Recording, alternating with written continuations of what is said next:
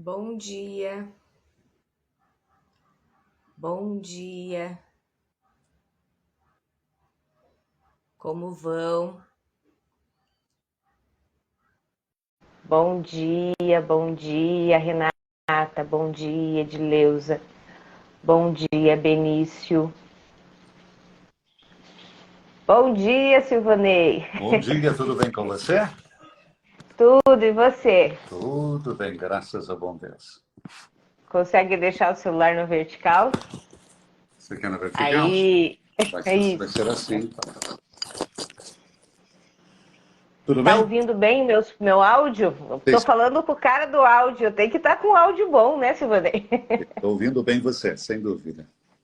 Então, tá bom. E aí, como estão as coisas aí? Você tá direto do Vaticano, onde você tá falando da sua casa? Não, estou na minha sala, dentro do Vaticano, nesse momento. Inclusive, fechei-a por causa do sol. Muito bem, eu quero agradecer em nome da página Amada Ritinha o seu sim. Há muito tempo eu tenho pensado em convidá-lo, né, para essa participação. Afinal, não é todo dia que um conterrâneo, né, tá aí no Vaticano, tão perto do Papa, né, e a gente tem, assim, nós católicos temos uma relação tão próxima, tão afetiva e tão carinhosa com o Papa, e você conviveu só com 3 papas, assim. E eu queria que você se apresentasse para os nossos seguidores que não te conhecem. Eu conheço um pouquinho da sua história, mas eu gostaria que você se apresentasse. Bom, eu vim ao mundo no 30 de maio, às 5h30 da manhã, na belíssima cidade de Guarapuava. Fazia frio, segundo me contava minha mãe.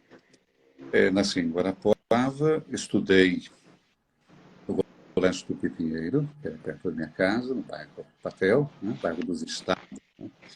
Depois fui para Ponta Grossa estudar no Colégio Verbita, de Verbo do Filho, voltei para Guarapuava, passei no vestibular na FAFIG, ex-FAFIG, né?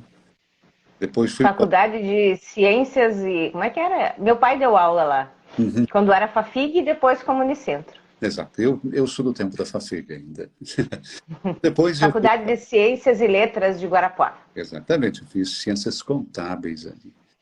Depois, fiz a especialização depois em economia, e é uma área que eu nunca atuei, estranho.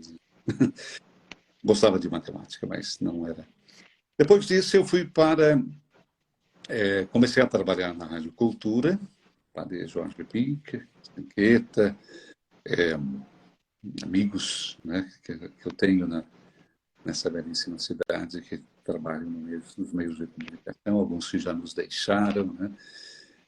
Valdemar Garcia, Sim, Estel Silva, pessoas que, quando eu era, eu posso dizer, era moleque ainda, e eles já eram grandes profissionais, os primeiros com certeza. professores nessa área. Depois eu fui para Aparecida, fazer um estágio na Rádio Aparecida, e lá me contrataram. Eu fiquei na Rádio Aparecida durante 3 anos e meio, depois fui para Angra dos Reis, trabalhar numa rádio em Angra dos Reis, e trabalhava na TV Manchete, no Rio de Janeiro. De lá eu vim para Pato Branco, quando os franciscanos estavam montando a TV Sudoeste, e eu vim para trabalhar na televisão, né? Que iria ser uma sucursal da TV Manchete. Trabalhei na Rádio Selinalda também, depois me associei na Rádio Itapuã, que eu sou sócio até hoje, e de lá eu fiz um salto para Roma. Eu fui a Roma para estudar, 6 meses, nada mais. Encontrei aqui Padre Romualdo Pelaquim, que era, quando eu fui à Rádio Aparecida, ele era o diretor artístico, ele que me contratou junto com o Padre César Moreira. Encontrei ele aqui, ele estava fazendo cinema, e voltei para Pato Branco, voltei para o Brasil. Passaram-se 1, 2 meses, ele me liga dizendo que ele estava assumindo a Rádio Vaticano e se eu não gostaria de vir trabalhar com ele. Os meus planos eram outros, a minha caminhada era diferente, e simplesmente eu disse: aceito por 6 meses, porque eu queria terminar um outro curso que eu estava fazendo. E eu falei: tá bom, 6 meses eu vou. 6 meses se transformaram em mais 6 meses, 6 meses, e já são 32 anos. 32 anos morando aí e fazendo esse trabalho maravilhoso. Eu conheci, assim, trabalhou comigo, foi minha madrinha de casamento, a Marinês Guiné, que deve ter trabalhado com você na Rádio Eu Cultura. estou na rádio por causa da Marinês, saiba disso. Ela sabe Olha, perfeitamente. Se hoje eu sou um comunicador, se hoje eu dou a minha palhinha, como diz, nos meios de comunicação, é porque a Marinês insistiu. Foi ela, um pouco a mentora, porque eu estava saindo do rádio. Estava saindo do rádio mesmo. E ela falou absolutamente. não pode. Essa verdadeira é que a causa dela, e ela sabe perfeitamente disso. E eu me casei na paróquia de Santa Terezinha, que eu acho que é onde você frequentava quando era jovem, Exatamente. quando morava lá. Quando morava em Guarapuava, é a minha paróquia, a paróquia do coração, a paróquia que quando eu vou ao Brasil, eu vou à Santa Missa ali, os meus amigos estão ali, minha família, meu papai mora ainda ali, e um grupo de jovens, nós tínhamos um grupo de jovens, a JUEC, Jovens Unidos em Cristo, que está muito forte, é uma expressão do trabalho juvenil que nós tínhamos dentro da nossa diocese. É uma realidade muito bonita. Eu sou casada com o Fernando Vanzini, que é filho da Jandira Vanzini, que por sua vez, é irmão do Zilivinsky, que você conhece todos da época da JUEC. Tenho saudade desses amigos, pode ter certeza. Inclusive, essa página, ela foi criada quando o Vandercy, o irmão do meio, né, teve Covid, ficou muito ruim, chegou a ir para UTI. E assim, como forma de agradecimento a Santa Rita, eu tinha essa página, estava fazendo um curso de marketing digital, eu fiquei sabendo que você também já fez um curso de marketing. E o professor recomendava que a gente fizesse uma página e testasse, né, aqueles conhecimentos. Como eu gosto e sou devota de Santa Rita, fiz uma página sobre Santa Rita. Eu já trabalhei muito tempo na pastoral de comunicação de uma paróquia de Santa Rita, no interior de São Paulo. E daí eu tinha todo o material, fotos, textos, fiz essa página. Mas a ideia é que quando terminasse o curso eu tirasse a página do ar, né? Porque a gente tem um dia a dia muito corrido. E quando eu fui fazer a oração de agradecimento, porque ele tinha recebido a alta, tem uma oração muito bonita de agradecimento de Santa Rita, que fala, tem um trecho assim, prometo-vos propagar a vossa devoção. E daí eu não consegui apagar mais a página e estou aqui até agora, 2 anos já. Eu não sei se você já teve a alegria e a oportunidade de ir no Santuário de Santa Rita, aqui na Itália. Não. É um dos lugares você já deve ter ido. Todos os anos, porque é uma região muito bonita da Umbria e temos Norcia, ali perto, que era a terra de São Bento, né? E fazendo uma volta um pouquinho mais longa até Greccio, onde São Francisco realizou o primeiro presépio. A primeira vez que eu fui ao Santuário de Santa Rita, muito tempo atrás, né, quando eu cheguei aqui, era um dos lugares que eu gostaria de conhecer. E quando você entra, é muito simples, sabe? É uma região muito simples, bonita, né, com as montanhas e tal, mas o próprio santuário é muito simples. Quando você entra dentro do santuário, e tem essa urna de cristal enorme, grande, onde tem o corpo de Santa Rita, né? Você começa tão pequeno, inexpressivo, vamos falar do seu tempo, ter ganhado o coração de tanta gente ao longo dos séculos, né? E se faz presente, como a senhora, como aquela que é dos milagres impossíveis. Justamente porque o Papa... Quem conhece a história um pouquinho dela sabe que o impossível está na porta. A gente tem muita frase que é atribuída, né, às pessoas, aos filósofos, aos escritores, né? E tem uma frase atribuída a São João Paulo II que diz que Santa Rita é tão popular porque ela teve uma vida muito comum, muito simples, muito parecida com a nossa, né? Exatamente. Então não sei se né? O santo, ele é o mais singular possível, quer dizer, o comum. A única diferença do santo é fazer coisas normais, ordinárias de modo extraordinário. Esse é o segredo. O ser extraordinário no nosso dia a dia, para ser santo, é tão normal que nós não nos sentimos capazes disso, de fazer a normalidade acontecer na nossa existência. É que a gente fica pensando muito alto enquanto esquecemos que os pés estão na terra. Eu estava lendo um pouquinho sobre você. Você é professor também, doutor em comunicação e escreve livros também? Pois é, nas horas vagas, quando eu tenho tempo.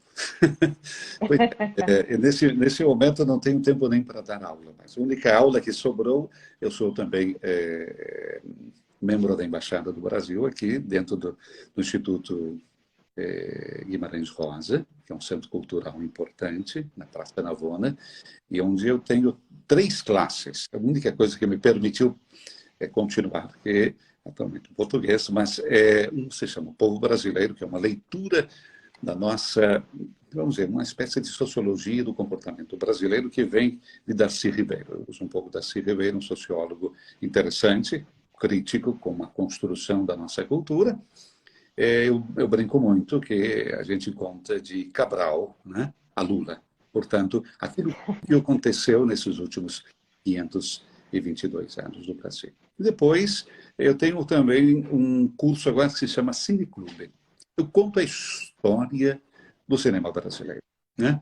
Mas não é simplesmente para contar a história do cinema brasileiro, mas para dizer que, ao longo da nossa história, desde o início do século passado, nós contamos sempre alguma coisa nossa, né? Sempre teve algumas nuances em que o comportamento, a religiosidade, o ser brasileiro veio fora em muitas histórias, né, que retratam o cotidiano. E com uma qualidade crescente, né, uma qualidade que cresce. Então, é simplesmente para trazer um pedacinho da nossa sétima arte também, para que os italianos entendam que nós não somos tupiniquins, não. E para a gente também perder a gente muito tempo tentou repetir o que se fazia fora, né? E agora o cinema brasileiro, ele já tem as suas próprias características, né? Eu percebo muito isso. Já perdeu aquele negócio da dependência de repetir o que se faz fora. Exatamente. É que nós começamos com a dependência quando entrou a televisão no Brasil, né? As primeiras telenovelas, para vocês terem uma ideia, nós comprávamos de Cuba. Era comprado de Cuba. Depois veio também México, eram os 2 fornecedores das nossas telenovelas, que compravam os roteiros e gravavam no Brasil. Ok? O que acontece? Em determinado momento, e aí esse é um aplauso para a Globo nesse sentido, descobriu que eles poderiam criar também um segmento brasileiro disso, com inovações tecnológicas diferentes, com uma narrativa diferente, porque a televisão é diferente do cinema. A narrativa visível é diferente, né? O linguajar é diferente, né? Você tem que perceber as pessoas com os seus movimentos, porque a televisão é uma tela pequena, não uma tela grande, em que você tem que provocar, né, as emoções através da pessoa, do corpo, das expressões que você usa. Então, quando foi criado esse estilo de narrativa, né, que não é a soap opera americana, né, mas são as telenovelas brasileiras, né, ali teve um grande salto de qualidade, em que nós começamos a conhecer a nossa língua, que é um elemento importante, a reunificação da língua no Brasil, mas também o aspecto da história, o aspecto mais ligeiro, que é da comicidade, e depois os dramalhões, que vêm justamente da soap opera. E isso fez com que as pessoas, bem ou mal, sentassem frente da televisão e passassem pelo menos 4 horas da sua existência digerindo aquilo que era fornecido então. Hoje eu não sei se é da mesma maneira, a televisão está mudando o comportamento das pessoas, a nova geração não tem mais paciência de ficar sentado na frente da televisão, mas eu creio que a única coisa que vai salvar do on-demand é o esporte. O esporte, porque é ao vivo, né? Você quer viver a emoção ao vivo e não uma emoção pré-registrada. Então, o resto, as telenovelas, tudo você pode ouvir, ver quando você desejar. Aquilo que nós temos hoje através da música também. Comprar um CD, que não existe mais quase, você tem Spotify, tem outros instrumentos e plataformas que fornecem tudo aquilo que você deseja e você constrói a sua playlist. Mas está mudando também, viu? Por quê? Também. Porque a nova geração está aprendendo a ouvir rádio, o que ela não fez antes. O gosto de ouvir rádio não é simplesmente ouvir a música, é ouvir a pessoa que fala no seu ouvido, porque o nosso ouvido tem necessidade de pausa, né? Como nós falamos, né? A intensidade tem que ter pausa. Se nós não dermos pausa entre uma palavra e outra, botarmos tudo junto, ninguém entende nada. E o nosso cérebro também quer isso. Pausa. Estão descobrindo sons diferentes, sabe? Estão começando a gostar. Eu posso dizer essa última questão. Eu não digo que eu tenho pena, mas eu fico triste por eles porque eles não provaram certas coisas que nós provamos. Por exemplo, a fita cassete, quando arrebentava, a gente estava lá grudando. Sim, fica a canetinha. Eram movimentos fantásticos. Você esperava, como a carta, escrever carta. Sim, Você telegrama. esperava 10 dias, a resposta era uma ânsia, um desejo. Hoje não é imediato, o imediatismo tomou conta da nossa existência. E quando não tem o imediato, você fica, até com raiva, uma palavra muito grande, né? Ansioso com raiva porque não me responderam, Sim. porque eu não tenho uma resposta. Perdemos, quer dizer, fizemos tudo para ganhar tempo e não sabemos o que fazer quando temos tempo. Exatamente. O que eu acho assim interessante da atual geração, vejo pela minha filha, ela escuta muito podcast, né? E principalmente esses podcasts narrativos que contam uma história, né? Porque ela estuda em São Bernardo, nós moramos em Osasco, então ela pega trem e nesse trajeto ela vai escutando os podcasts. E eu falo assim, é as telenovelas da nossa época, né? Tipo, eu não fui muito da época da telenovela, mas estudei durante o curso de comunicação. E claro que é muito mais, com muito mais tecnologia, mas nada mais é que a telenovela, né? Tem uma historinha. Normalmente o podcast é só a narração em primeira pessoa, às vezes só quando tem entrevista, que é um segundo, terceira pessoa. Mas eu achei bem interessante que algumas coisas estão ganhando uma roupagem nova por causa das tecnologias, entre as quais o podcast, que é a rádio televisionada, né, Silvanei? Veja só, aquilo que nós estamos fazendo agora, e você, com tanta gente que nos segue, anos passados era impensável. Né? Você tinha que utilizar satélite, era realmente condicionado à questão econômica. Hoje não. Esse abismo da economia faz com que você possa realizar certas coisas. Mas, ao mesmo tempo, veja só, o gosto que você... Vamos longe. Eu não sei se você fez, mas eu fiz curso de datilografia. Quando você ia fazer o curso lá no Senac de datilografia, ASD, FG com a mão de esquerda, etc. Mas você... Sem olhar. Roberto, por que você tinha que memorizar, porque isso era importante? Hoje... Sim, ou aqui, né? Exatamente. Esse foi o primeiro processo do teclado. Agora não, agora é esses dois dedinhos. Que o virtuosismo está aí. Eu fico abilolado quando vejo os jovens escrevendo. É de uma velocidade incrível. Realmente tem a geração do digital, né? A geração do digital. Nós somos imigrantes. Silvanei, conta uma coisa para mim. Nesse seu trabalho, eu como jornalista tive alguns momentos, principalmente em entrevistas, que foi muito difícil separar o emocional, né? Porque você está ali, eu vejo, por exemplo, você está narrando aquele momento, né? E às vezes aquele momento é muito emocionante. Você nem sempre consegue separar o seu emocional do profissional, né?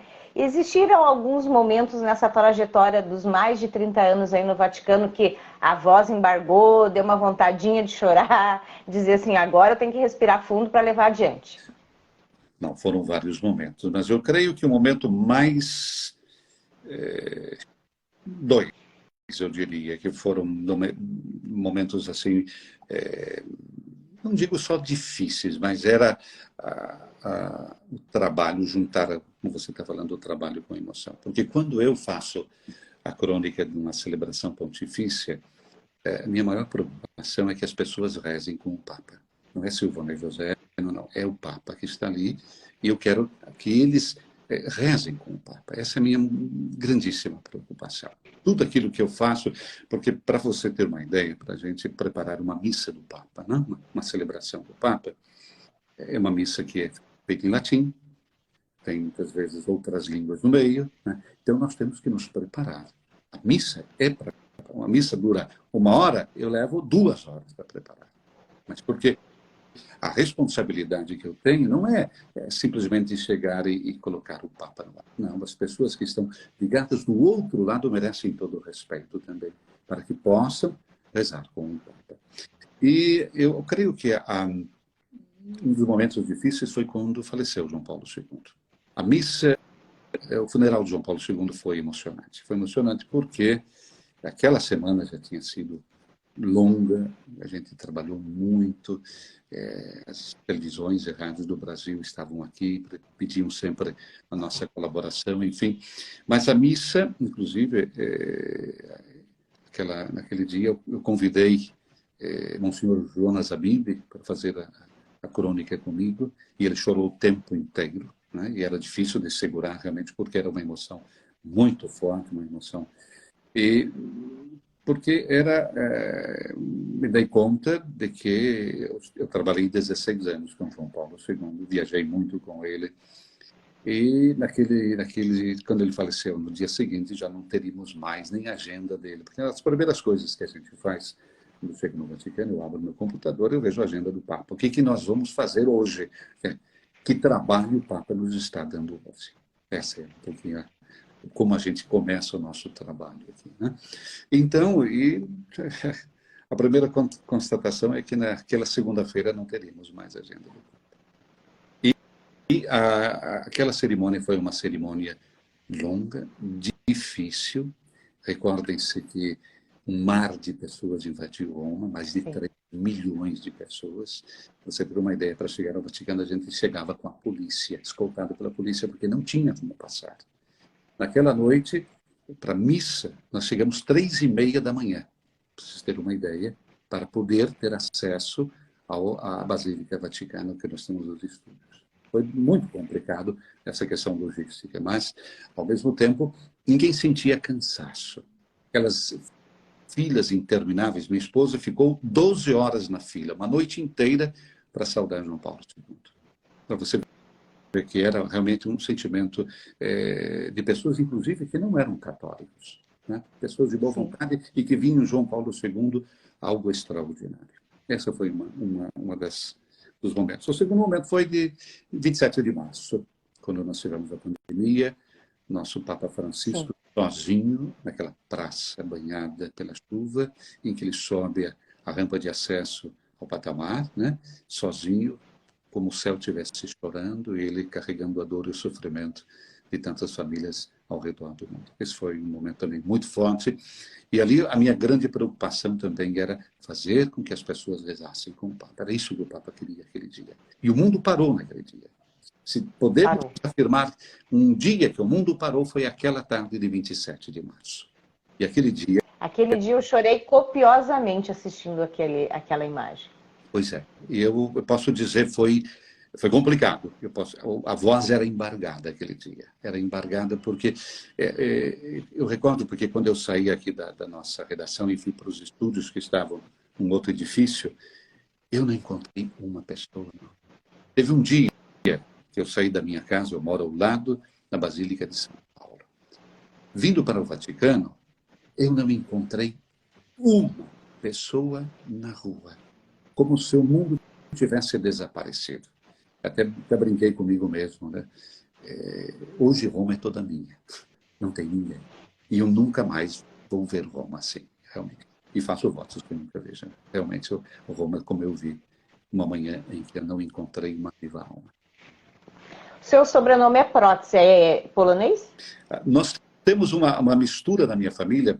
Aqui seria ucraniano, me falaram, mas pode ser também alemão e pode ser polonês, nome da minha mãe, Miegai. Mas temos também a minha bisavó, que era da Áustria, Blaum, e a outra avó, prima, que era alemã. Temos uma mistura. Uma mistura, Eu falo isso porque o paranaense, no sul, né, as pessoas têm um carinho muito especial pelo Papa João Paulo II, né, o São João Paulo II. Algumas casas, principalmente de descendência polonesa, têm quadros, né, de Papa João Paulo na casa. Né? Eu conheço várias lá no Paraná. Sim. E tem em Curitiba um lugar belíssimo, né, o Bosque do Papa. Bosque do Papa. E posso dizer, em todos os lugares que eu fui, João Paulo II, quando ele saiu, foi embora, a imagem ficou realmente.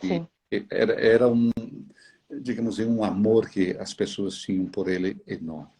Porque com 27 anos de pontificado, então é uma geração que cresceu com o Papa.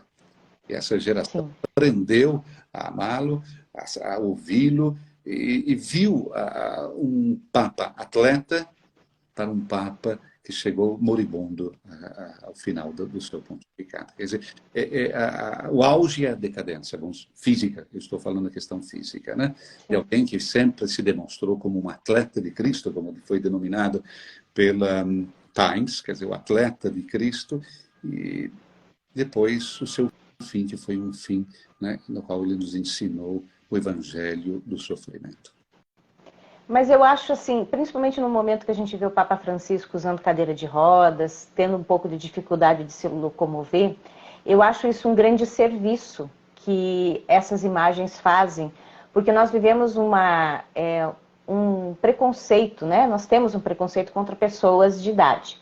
Então, chega numa certa idade, as pessoas acreditam que aquela pessoa não tem mais serventia na comunidade onde ela vive, onde ela trabalha, onde ela faz. E quando a gente vê um líder da Igreja Católica fazendo o seu dia a dia muito bem, mesmo que numa cadeira de rodas, né? A gente começa a pensar, opa, não tem que ser assim, né? Eu estou chegando nos 50, Silvana, ano que vem eu chego nos 50. Eu já percebi, assim, um certo etarismo, sabe? Quando você vai tentar uma vaga, nossa, eu fico imaginando o recrutador, teu currículo é muito bom, opa, é de 74, não presta, porque, né, 50 anos. Então, assim, mas assim, eu sei que eu tenho tanto a dar e eu vejo tantas pessoas com 70, com 80, com tanta sabedoria para dar, e o jovem acha assim, não, aquele lá não tem mais... Até aconteceu, não sei se você acompanhou, aqui no Brasil uma discussão, umas jovens começaram a debochar de uma colega na faixa dos 45 anos na faculdade. Eu fui fazer mestrado com 40 anos. Então, assim... nós precisamos, quando a gente vê o Papa Francisco usando uma cadeira de rodas, mas executando a sua função como ninguém, é aquele recado, você também pode, para aquela pessoa que acha que está chegando numa certa idade e não pode mais. Eu acho que tudo isso coloca para a gente, ninguém tem desculpa para não fazer. Ok? Veja só, o Papa, quando eu falo de João Paulo II, para chegar depois ao nosso Papa Francisco. Eu recordo a primeira vez que eu vi o Papa João Paulo II usando bengala. Era nós tínhamos uma transmissão para fazer e ele chegou de bengala. Era a primeira vez que eu via ele de bengala. Porque ele não queria. Posso dizer para você que João Paulo II não queria, mas teve que aceitar a bengala. E ele parou e começou a rodar como Charlie Chaplin. E ele falou, veja, eu também sei fazer Charlie Chaplin. Aí começou todo mundo a rir e tal. E o que ele fez depois no encontro com os jovens em Tor Vergata, durante a JMJ de Roma do ano 2000. Exatamente. Então, ele usava aquilo para dizer que vocês, jovens, me deixam mais jovens. Então, e tal. É a primeira vez que ele entrou naquela pedana que empurravam ele para que ele não caminhasse, também ele não queria. Então, diferentemente do que aconteceu com o Papa Francisco, ele não teve nenhum problema de aparecer na cadeira de roda. E quando perguntaram, mas o padre, né? Ele falou, não, eu governo a igreja com a cabeça e não com os joelhos, né? Porque o problema do joelho dele. Então, ele demonstra uma coisa muito simples, né? Ninguém pode se furtar de fazer o seu papel. Existem dificuldades na vida? Claro que existem. Todos os dias nós temos tantas dificuldades. Se nós ficarmos só na lamentação, ficarmos só naquilo eu não posso, eu não quero, porque... Não. Nossa vida vai ser uma ansiedade total e você não vai conseguir realizar, seus sonhos. O sonho é aquilo que nos mantém vivo, né? Então, o sonho meu é de terminar o dia tendo feito alguma coisa que serviu a alguém. Fazer o bem, bem com qualidade, sem pensar a quem, né? Parece coisa de docinho, mas não é. Mas é um estilo de vida que nós deveríamos ter, né? E isso a gente faz. Eu não posso caminhar, mas eu posso escrever. Não preciso caminhar para escrever, né? Eu tenho dificuldade na fala, os meus dedos se movem. Então, é todo um processo alternativo que eu posso ser útil e me sentir útil. O idoso, o Papa usa criou inclusive o Dia do Idoso, para recordar da importância e da essência que é ter a pessoa idosa dentro da família, principalmente, né? É a nossa biblioteca que está ali do lado. O Papa pede tanto para que os jovens vão conversar com seus avós e avós deem tempo para os seus netos, para conhecer um pouquinho daquilo que é a história. Eu cheguei, vamos falar, há 70 anos. Olha, 70 anos é um pedaço de história cheio de conteúdo, cheio de experiência, cheio de escorregões, de acertos, de caídas e levantadas. E isso pode ajudar as novas gerações, né? Mas o que está faltando? Relacionamento. Nós estamos vivendo num momento muito complicado da nossa existência.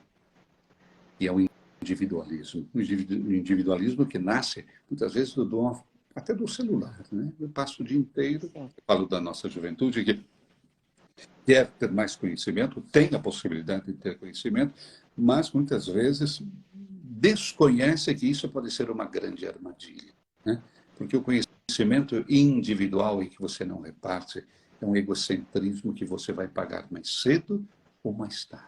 Você não vai conseguir depois criar laços, relações. E o fim da vida é feito de relações. Quando você olhar para trás e ver que você não construiu nada, você vai ficar sozinho dentro de um quarto, olhando quatro paredes, e muitas vezes com o coração vazio. Com certeza. E a gente vê assim, pessoas que reclamam, choram, né, na internet, eu vou tirar minha vida, inclusive acabam tirando a vida, né, na solidão, né, porque ela está ali falando para milhões, mas nenhum daqueles milhões pode ir lá na casa dela e dizer não faça isso. Em companhia. Ninguém se suicida em companhia. Então, veja, não estou demonizando o meio de comunicação, ao contrário, eu adoro os meios de comunicação, devem ser usados, devem ser explorados, devem ser utilizados para criar relações, mas não devem ser definitivos nas nossas relações. O aperto de mão que foi negado durante a pandemia, o abraço do amigo, deu saudade. Espero que as pessoas entendam o que significa isso. Entendo que significa relacionamento olho no olho, coração no coração. É isso que falta também. Porque quando tem diálogo e as pessoas se encontram, todos os divérbios podem ser aplainados. O problema é quando nós estamos distantes. Xingar alguém pelo telefone é muito simples. Xingar cara a cara é diferente. Então, tudo... As pessoas se xingam nas redes sociais também, né? Muito. Exato. A longa distância e muitas vezes sem saber por que está fazendo isso. Né? Sem saber por que está fazendo, porque entra o aspecto também do egocentrismo, da inveja. A inveja é um problema muito sério também, né? Porque o outro tem e eu não tenho, né? Mas você não sabe o que você pode oferecer também aos outros. Nós estamos vivendo um momento particular, mas também, ao mesmo tempo, um momento de crescimento, de esperança. Tudo pode se transformar. Vivemos o abismo da guerra em que a humanidade está caindo, mas eu creio, e olha, posso dizer para você, isso com o Papa a gente caminha juntos, né, que a única maneira de você acabar com a guerra é odiar, tentar-se, olhar-se e construir algo de novo. E não ficar simplesmente... E ouvir o outro, né? E ouvir o outro, né? O que estamos vivendo dentro da nossa igreja.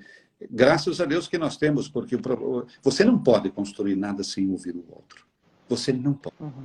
Não tem nenhuma situação em que você pode decidir depois alguma coisa, mas sem ouvir o outro, você vai ser sempre um caminhante errante solitário. A solidão não é feita para o homem.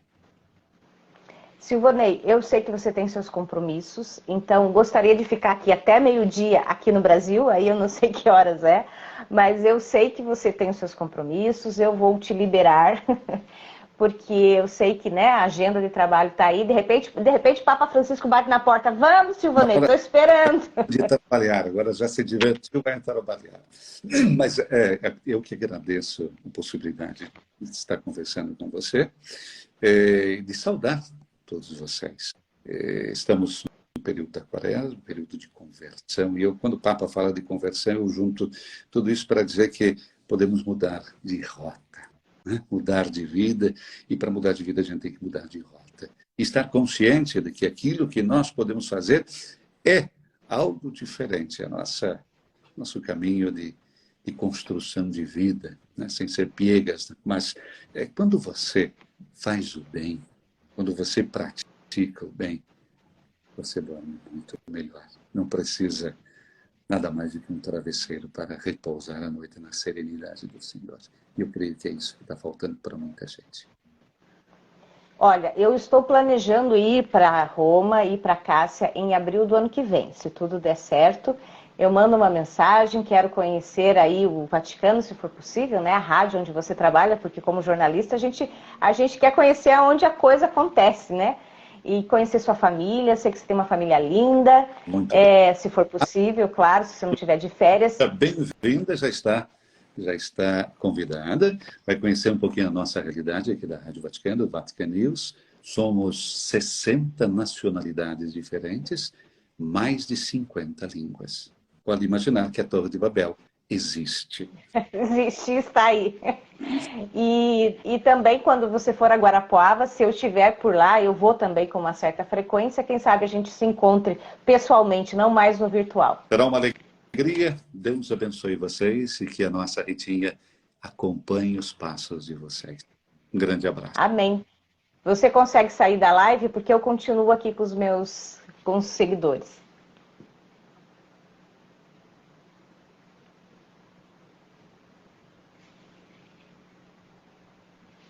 Bom, gente, acho que, né, não preciso nem dizer, né, chover no molhado, que essa live foi maravilhosa. Agradeço a presença de todos vocês, mas a gente continua porque a gente tem agora o nosso momento de oração. Como quem já segue a amada Ritinha há mais tempo sabe que todo dia 22 de cada mês é o dia votivo de Santa Rita, um dia feito para a gente homenagear a nossa amiga no céu, né, para lembrar da presença dela. E em junho do ano passado eu assumi esse compromisso de todo dia 22 fazer essa oração aqui na nossa página. E eu sempre trago alguém para conversar e falar um pouco sobre evangelização, sobre religiosidade, sobre a Igreja Católica. E hoje, assim, essa conversa maravilhosa com o Silvanei, como eu falei para ele, por mim eu ficava até meio-dia aqui conversando, mas né, a gente tem que entender, ele está no meio do trabalho, está no compromisso de trabalho, então e ele tem um trabalho muito importante, então a gente tem que agradecer e vamos continuar as nossas orações. Antes de fazer a oração, eu queria falar alguns pedidos que as pessoas escreveram, mandaram tanto nos stories que eu postei hoje, quanto ontem que eu fiz uma postagem, né, da oração do Dozenário de Santa Rita. Então eu vou falar dos pedidos, não falo do nome das pessoas, porque, né, às vezes um pedido atende a várias pessoas. Então muitas pessoas pedindo, amigas, pedindo pelo parto abençoado de outras amigas, causas na justiça, cura de problemas de saúde, muita gente pedindo. Uma senhora específica pediu a cura das dores, que ela sofre com dores diárias. Aprovação em concurso, situação financeira, pessoas pedindo para que sua situação financeira se estabilize, emprego, né? Uma coisa está ligada à outra. Muita gente pedindo por seus filhos, netos, sobrinhos, maridos, esposas, né? Eu acho isso muito bonito. A conversão. Uma pessoa me pediu para conseguir passar no teste para obter a CNH, né, a Carteira Nacional de Habilitação, aposentadoria. Uma moça pede pelo seu José, né, que ela consiga encontrar um José, pagamento de dívidas. Teve uma outra moça que eu achei muito bonito também, que ela pede que a sogra dela consegue superar o luto. Isso achei muito bonito também dela. Compra da casa, a paz no mundo. Cura da ansiedade, restauração de casamento, restauração de relacionamento. Achei muito bonitinho também que uma bisavó mandou uma mensagem também. Cura do bisneto Enzo Miguel, que ele sofre, acho que é de anemia, se não me engano.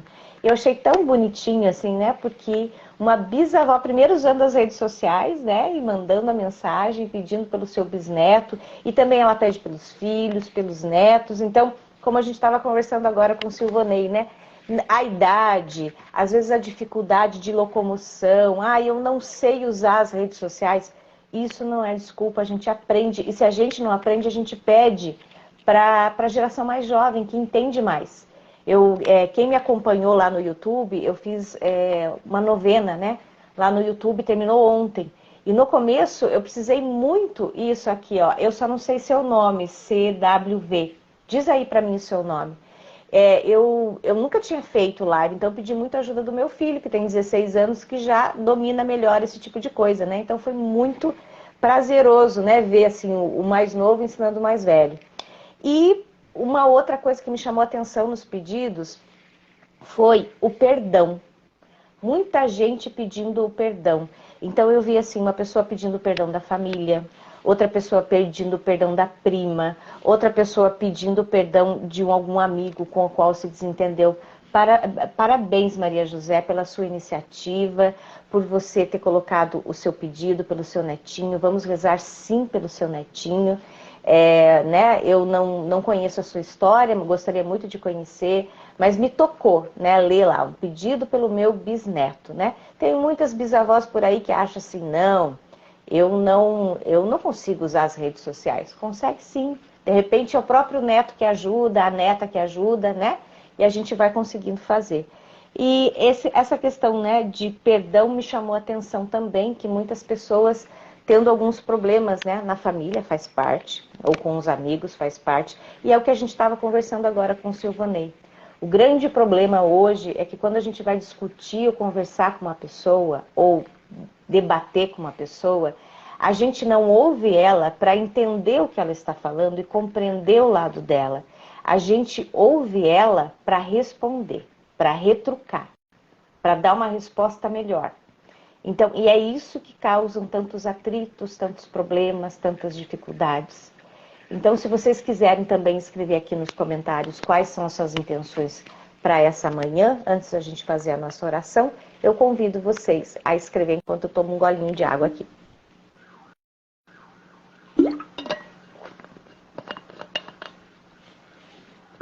Trazer aqui a minha Ritinha para acompanhar a nossa oração, porque antes ela não estava aparecendo, e eu sou muito estabanada, eu falo muito com as mãos, então, de repente, eu tinha medo de bater, Deus o livre, quebrar minha Ritinha.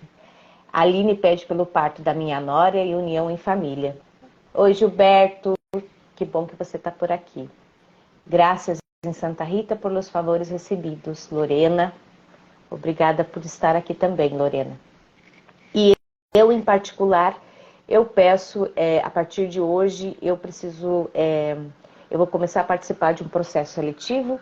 É um desafio muito grande, profissional, é bastante difícil. Eu preciso, né, lidar com outras pessoas. Se eu passar, um desafio maior ainda, né? Se eu não passar, não era o que Deus queria para mim. E se eu passar, era um desafio maior ainda, né? Que é o dar conta de um desafio desse tamanho. Mas eu deixo nas mãos de Deus e nas mãos de Santa Rita, porque se for o caminho que Deus quer para mim, e eu trilhei, assim, alguns objetivos na minha vida que eu quero, né, para os próximos anos. E esse era um dos objetivos. Então, se for esse o caminho que Deus quer para mim, tenho certeza que vai abençoar e eu conseguir fazer um bom processo seletivo. E a resposta eu dou para vocês daqui a uns 15 dias, se deu certo ou não. Pela saúde da minha mãe, que ela melhora da anemia dos rins. Alguém aqui pediu pela filha. Muita gente também pedindo por problemas de ansiedade, de síndrome do pânico, de depressão, né? Problemas de causa mental, né? Mental e emocional. Peço pela vitória na minha negociação, também muitas pessoas pedindo essa questão de causas na justiça, aposentadoria, causas na justiça, recebimento de dívidas. Peço pela venda de um terreno em Tatuí, pela compra do apartamento. Muitas pessoas também pedindo, né, essa resolução de causas financeiras. Então vamos rezar o nosso dozenário. Para quem ainda não tem a oração, hoje eu vou postar lá aqui no Instagram, Hoje eu vou postar aqui no Instagram a oração completa, se vocês quiserem, vocês podem salvar. E daí muita gente me pergunta, Kátia, eu estou chegando agora, eu nunca fiz o dozenário. Não tem problema, você pode contar os 12 meses a partir de hoje, né? Ou você faz os 2 meses e depois continua, porque a minha ideia é continuar com esse dozenário sempre que eu puder, né? Então, pretendo realmente continuar com essa ideia de fazer o dozenário 12 meses rezando pelos nossos impossíveis, todo dia 22. Às vezes acontece de eu não conseguir fazer dia 22, porque o entrevistado não pode ou eu não posso. Mas daí é sempre assim, ou é dia 21, ou é dia 20, ou dia 23. Mas eu procuro fazer sempre no dia 22, porque é o dia dela. Então vamos rezar? Estamos reunidos em nome do Pai, do Filho, do Espírito Santo. Amém. Oração dozenário de Santa Rita de Cássia, 12 meses rezando pelo seu impossível. Ó gloriosa Santa Rita dos Impossíveis, nesse devocional consagro a vós minha vida. Vós que fostes filha obediente, esposa de um homem difícil, mãe paciente de filhos rebeldes, irmã bondosa e compreensiva das religiosas, noiva maravilhosa e sofredora do nosso Senhor Jesus Cristo, modelo de vida para todas as famílias. Vós conheceis a humanidade e o seu sofrimento. Vós que sabeis também da angústia do meu coração, vós que sabeis da angústia do coração de cada um de vocês que estão aqui fazendo essa oração nesse momento. Estamos em 52 pessoas. Vós que sabeis a angústia do coração de cada uma dessas pessoas. Venho a vós apresentar a minha súplica impossível nesse dozenário. E agora eu convido vocês a apresentarem. Pode ser no coração de vocês, sem precisar falar nada. Pode escrever aqui nos comentários. Pode falar em voz alta ainda onde você está. Pode escrever num papelzinho, né? Apresente o seu impossível ou os seus impossíveis para esse nosso dozenário de Santa Rita, o nosso 10º encontro. A Emily Costa fala por uma venda de uma casa, pela conclusão da minha faculdade de pedagogia. Padre Lu entrou, ele é italiano, não me arrisco a falar italiano, mas seja bem-vindo, bem-venido, acho que é, né? Bem-venido, ou é espanhol, agora acho que fiz uma confusão. Santa Rita de Cássia Devotos entrou, Olivia, espero que os seus pequenos estejam melhor, os dois estavam com febre, com virose, coisas que toda mãe enfrenta, né? Santa Rita com certeza passou por isso também com os filhos dela. Santa Rita, conceda a graça do milagre da restauração do meu matrimônio com meu esposo, que volte para casa, para a nossa família. Bom dia, Lívia. A Lívia perdeu a entrevista com o Silvanei, mas não tem problema. Quem perdeu também a entrevista com o Silvanei José, a gente vai salvar essa live no final e vocês conseguem assistir. Vou tentar salvar também e colocar lá no YouTube. Santa Rita interceda a Cristo por emprego para tantas pessoas que têm pedido por emprego e pedindo por situações financeiras. Então continuemos a oração. Vós, ó querida Santa Rita, que nunca desististes de orar por vossas necessidades. Em meio aos vossos espinhos e cruzes, me ensine também a perseverar nesse dozenário de oração e jamais, jamais desistir do meu impossível. Pois confio que eu possa viver cheio de fé e esperança em meio às tribulações como vós. Pois confio sem limites na vossa poderosa intercessão. Glória ao Pai, ao Filho e ao Espírito Santo, como era no princípio, agora e sempre. Amém. Santa Rita dos Impossíveis, nada para vós é impossível. Gente, muito obrigada pela presença de vocês em mais um dozenário, num horário meio fora do comum, né, às 9h30 da manhã. Tivemos muitas participações, fiquei muito feliz de contar com todos. Bom pomeriggio, domani sarò a Rocca Porena di Cássia per celebrare... Ih, agora foi. Manda vídeo para mim, padre. Eu gostaria muito que o senhor mandasse, ou então marca a amada Ritinha. Não entendo nada de italiano, espero que o senhor esteja entendendo, mas faz vídeos, fotos e manda para mim, se possível. Não vou me arriscar a falar italiano, porque a tendência de eu misturar um espanhol com um inglês aqui é, ó, pictures, padre, pictures, movies, send for me. A bobona. Gente, é isso.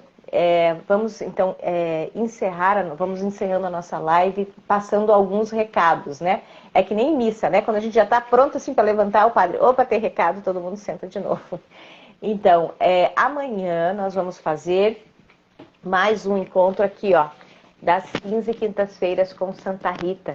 Quem já participa comigo há algum tempo já sabe, todas as quintas-feiras, desde o dia 9 de fevereiro, nós nos reunimos aqui no Instagram para preparar o nosso coração para a grande festa da nossa Santa Amiga do Céu, que é no dia 22 de maio.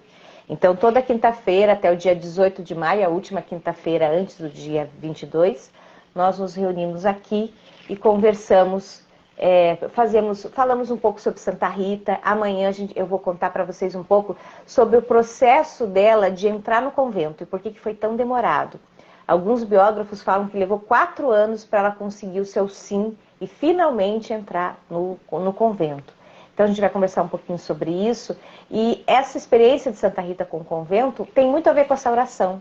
Ela jamais desistiu dos impossíveis dela.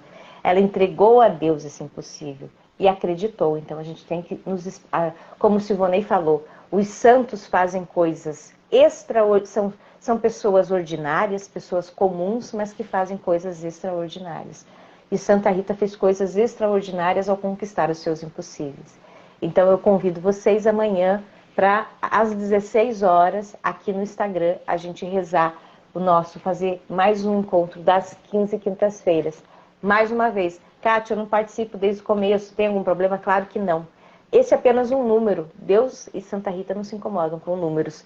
Mas você é convidado e as outras lives estão todas disponíveis aqui no Instagram, porque cada dia da live eu conto um pouquinho da história de Santa Rita, que eu tenho estudado bastante para compartilhar com vocês.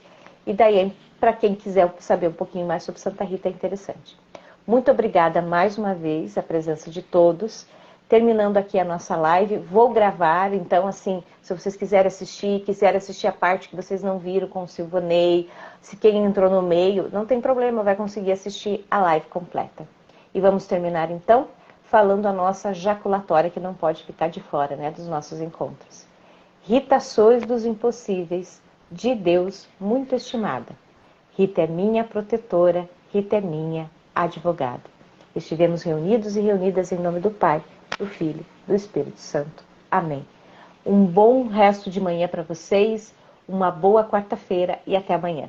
Tchau, tchau.